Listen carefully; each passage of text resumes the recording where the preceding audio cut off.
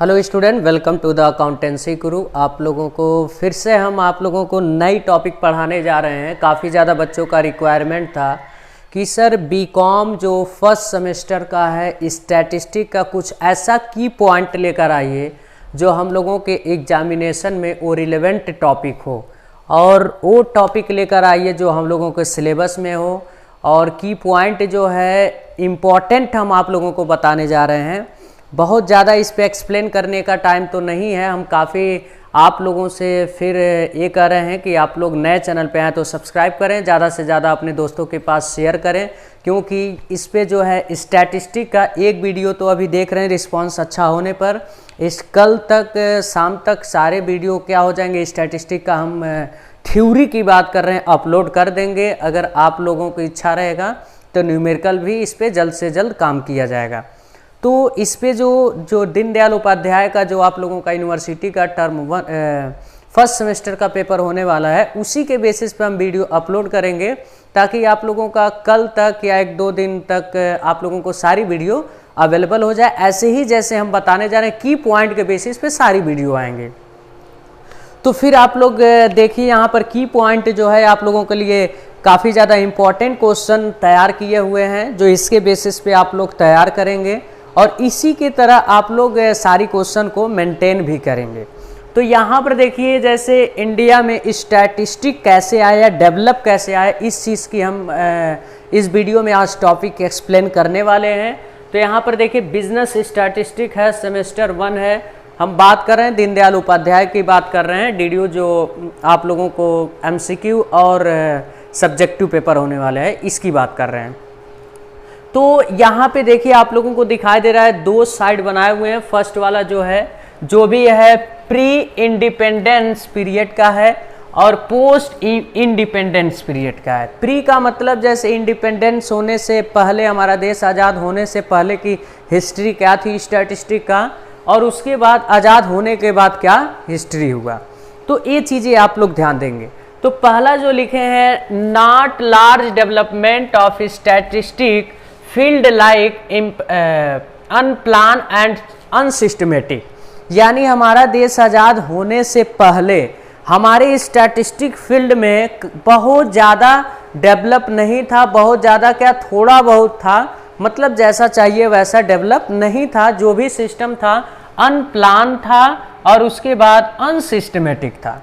अब आपको एमसीक्यू में ये पूछ सकता है जैसे pre independence statistic plan, unplan, ठीक है, सिस्टमेटिक, अनसिस्टमेटिक, ऐसे एमसीक्यू में दे सकता है। तो आप लोग इस पे ध्यान देंगे, यानी क्या था, अनप्लान था और अनसिस्टमेटिक था।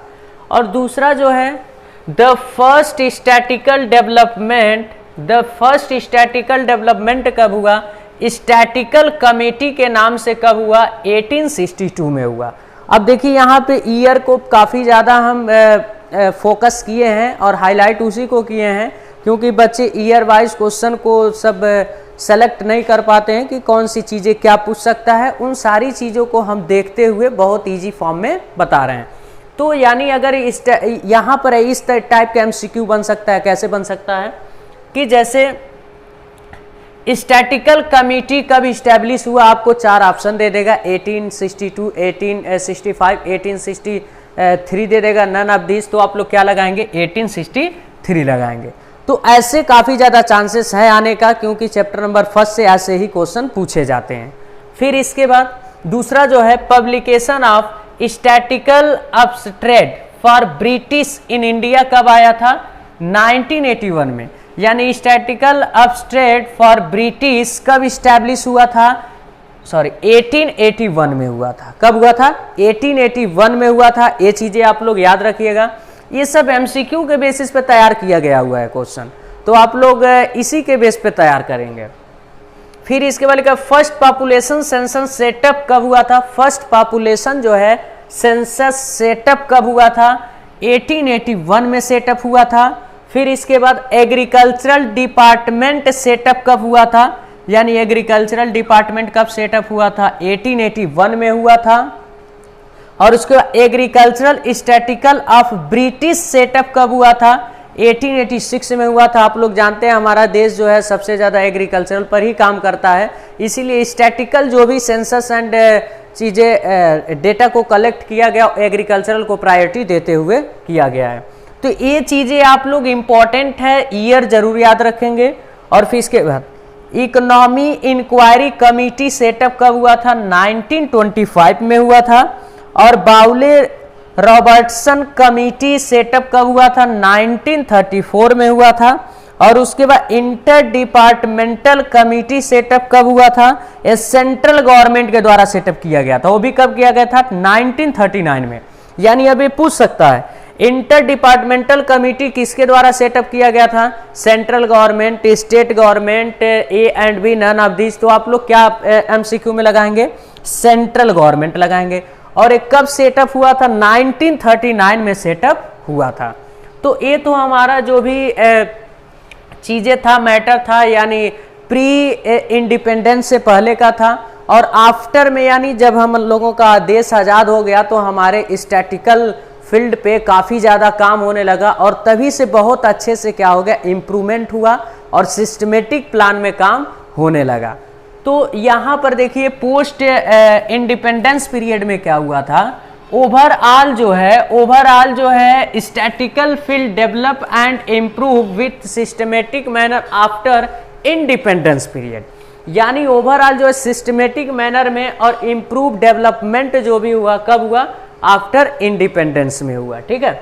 अब इसके बाद इन आज़ाद होने के बाद तुरंत ही यानी in 1949 professor PC Mahalanobis was nominated was statical advisor. अगर आपसे पूछ दिया जाए कि प्रोफेसर पीसी महालोबिनिस कब स्टैटिकल एडवाइजर बनाए गए थे, तो आप लोग क्या बताएंगे? 1949 में बनाए गए थे। ठीक है। अब यहां पर यह भी पूछ सकता है एमसीक्यू में कि इस जो है फर्स्ट स्टैटिकल एडवाइजर किसको बनाया गया था? तो आप क्या बताएं? प्रोफेसर पीसी महालोबिनिस थे। ठीक है, फर्स्ट। और उसके बाद इनको कब बनाया गया था? तो क्या बनाया गया था? 1949 में बनाया गया था। और क्या इनको बनाया गया था? यानी स्टैटिकल एडवाइजर बनाया गया था। एमसीक्यू में ऐसे ही क्वेश्चन आता है। आप लोग स्टैटिस्टिक का थ्योरी इसी टाइप से देखेंगे। फिर इसके बाद सेंट्रल स्टैटिकल यूनिट सेटअप कब हुआ? यानी सेंट्रल स्टैटिकल यूनिट सेटअप हुआ था हम लोगों का 1949 में। कब हुआ था? 1949 में हुआ था। अब एमसीक्यू में ये भी पूछ सकता है कि सेंट्रल स्टैटिकल यूनिट सेटअप कब हुआ था, तो ईयर दे देगा। आप लोग क्या उसमें सही बताएंगे? 1949 बताएंगे। और फिर इसके बाद फोर्थ जो है सेंट्रल स्टैटिकल ऑर्गेनाइजेशन सेटअप, यानी सेंट्रल स्टैटिकल ऑर्गेनाइजेशन सेटअप कब हुआ था? 1951 में हुआ था। कब हुआ था?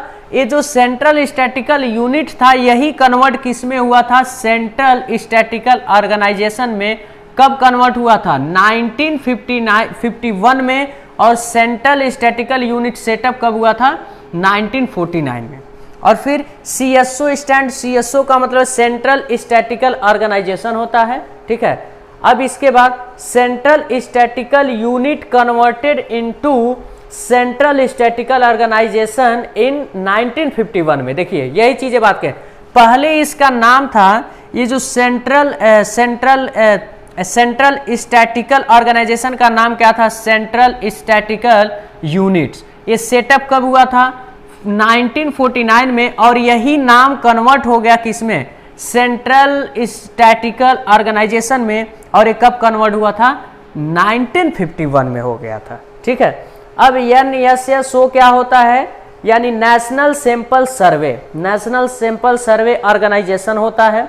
अब इसके बाद national sample survey converted into national sample survey organisation. ठीक है। यहां पर जो है नेशनल सैंपल सर्वे रहेगा। ठीक है, सर्वे रहेगा यहां पर। ठीक, हाँ, इसका जो है ऑर्गेनाइजेशन,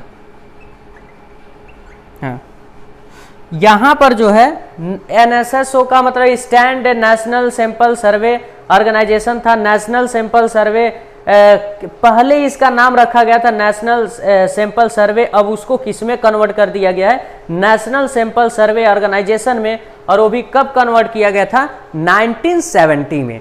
तो आप लोग ये जितनी चीज़ें ईयर वाला बताए हैं काफ़ी ज़्यादा इम्पॉर्टेंट है। हम आप लोगों को हर एक चीज़ें प्रीवियस क्वेश्चन के बेसिस पर हम देखते हुए ये आप लोगों के लिए डेटा तैयार किए हैं। अगर आप लोग वीडियो को का हेल्प किए तो नया जो है कल लंबी वीडियो लेकर आएंगे जो स्टैटिस्टिक का मैक्सिमम चीज़ें हम पोर्शन ऐसे ही क्या करेंगे, कवर करेंगे। और आप लोग लाइक करें, सब्सक्राइब करें, ज़्यादा से ज़्यादा अपने दोस्तों के पास शेयर करें। तब तक के लिए जय हिंद, जय भारत।